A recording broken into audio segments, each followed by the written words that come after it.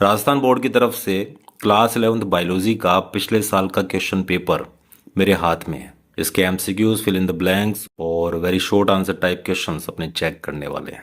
सबसे पहला सवाल है, सबसे पहला एमसीक्यू है, जो बाइनोमियल सिस्टम है नोमेनक्लेचर का, द्विनाम पद्धति, जीवों के नामकरण की द्विनाम पद्धति किसने इंट्रोड्यूस की?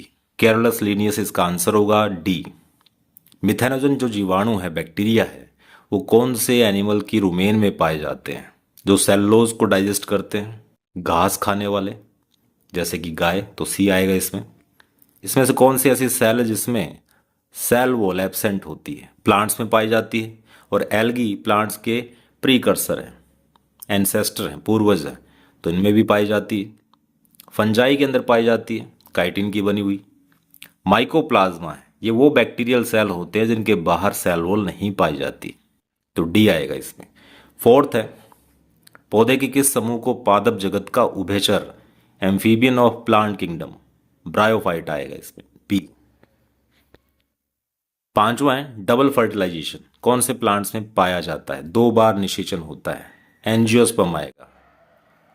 उस बॉडी कैविटी को क्या कहेंगे, देगुआ को क्या कहेंगे, जो मीजोडर्म से लाइन होती है, जो मीजोडर्म से घिरी होती है? आंसर होगा सीलम, ए। अगला है एंडोक्राइन सिस्टम, जिसमें ग्लैंड्स आती हैं, एंडोक्राइन ग्लैंड्स, उनका सुप्रीम कमांडर कौन होता है, सर्वोच्च कमांडर कौन होता है? आंसर होगा हाइपोथैलेमस, क्योंकि वो उसे कंट्रोल करता है। फिर है पेशीय तंतु का क्रिया विभव, the action potential of the muscle fibre is. फिर है एंजाइम का जो प्रोटीन वाला हिस्सा है उसे क्या कहते हैं? सी, एपो एंजाइम। C3 और C4 प्लांट में जो सी लिखा गया है वो सी किसको डिनोट करता है? ए आएगा, number of carbon in first stable compound.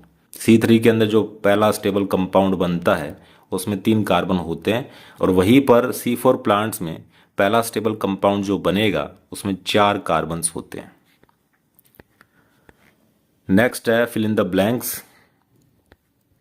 पूछा गया है, एक फ्लोरल एक्सिस है, एक डंडी है, उस पर फूल लगे हुए हैं, फूलों के लगने के क्रम को, अरेंजमेंट ऑफ फ्लावर्स को क्या कहेंगे? आंसर होगा इनफ्लोरेसेंस या पुष्पक्रम।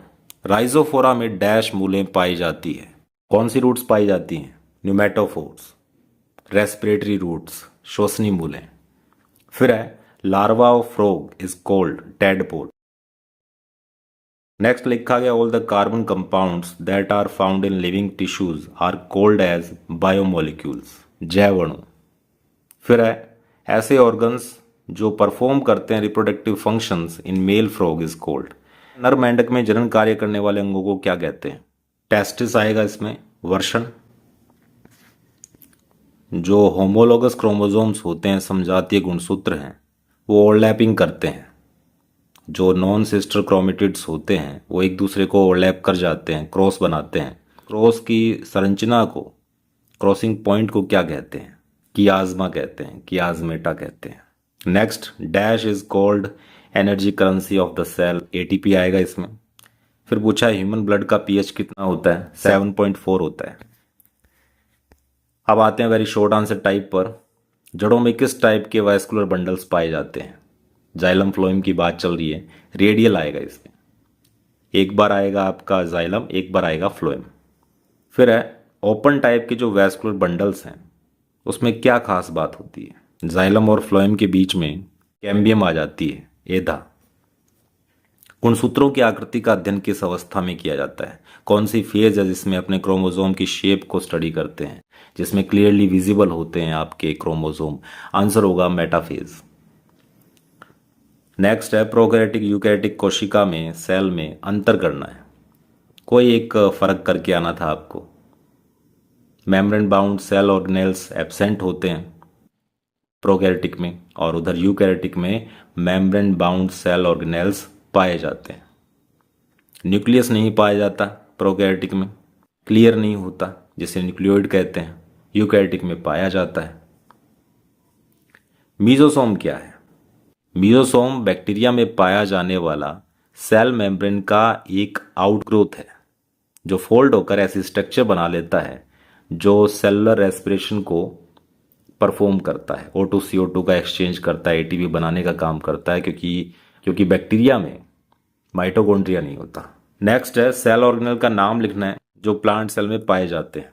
सेंट्रल वैक्यूल लिख कर आ सकते हैं आप, प्लास्टिड्स लिख कर आ सकते हैं, प्लांट सेल में पाए जाते हैं क्लोरोप्लास्ट, तो ये सब लिख कर आ सकते हैं एक नंबर में। रूबिस्को क्या है? फोटोसिंथेसिस को रेगुलेट करने वाले एंजाइम को रूबिस्को कहते हैं, जो CO2 से ग्लूकोज बनाने में इंपॉर्टेंट रोल प्ले करता है। उसके बाद रेस्पिरेटरी क्वोशेंट के बारे में पूछा गया है, श्वसन गुणांक क्या होता है। CO2 और O2 के रेशो को, उसके अनुपात को अपने रेस्पिरेटरी क्वोशेंट कहते हैं। उसके बाद प्लांट ग्रोथ रेगुलेटर्स के नाम लिखने, ऑक्सीन्स, जिब्रेलिन्स, साइटोकाइनिन्स, इथाइलिन और ABA। टाइडल वॉल्यूम फेफड़ों से लिया गया सवाल है। इसी चैप्टर में बहुत सारी टर्म्स दी हुई है जो वेरी वेरी वेरी इंपॉर्टेंट है। आप चेक कर सकते हैं यहाँ पर टाइडल वॉल्यूम को, ज्वारीय आयतन को। शॉर्ट आंसर टाइप है, 1.5 वाले क्वेश्चंस आ जाते हैं, आप चेक कर सकते हैं। इनमें कोई दिक्कत होती नहीं है, और फिर भी कोई दिक्कत होती है तो आप कमेंट करके पूछ सकते हैं, क्वेरी कर सकते हैं। और इसमें 2 सेक्शन बना रखे हैं शॉर्ट आंसर टाइप क्वेश्चंस के, इनको भी आप चेक कर सकते हैं। कोई भी दिक्कत हो मैं अलग से वीडियो डाल दूंगा। फिर लॉन्ग आंसर टाइप आ गए हैं जिसमें डायग्राम भी है, एक्सप्लेन भी करना है। फिर 3 मार्क्स वाले आ गए हैं, और लास्ट में ऐसे टाइप आ गए हैं जिसमें 2 क्वेश्चंस आते हैं, और दोनों क्वेश्चंस में आपको इंटरनल चॉइस देखने को मिलती है। जैसे यहाँ पर ह्यूमन हार्ट का डायग्राम पूछा गया, 4 शॉर्ट नोट्स आपको लिख कर आने। इसका इंटरनल चॉइस आपको मिलेगा मानव रक्त परिसंचरण तंत्र, ह्यूमन ब्लड सर्कुलेटरी सिस्टम, और कुछ शॉर्ट नोट डाल के आने हैं। उम्मीद करता हूँ ये सेशन आपके लिए बेनिफिशियल रहा होगा। कोई क्वेरी है तो आप पूछ सकते हैं। तब तक के लिए बने रहिए, टिके रहिए, एंड इनहेल बायोलॉजी।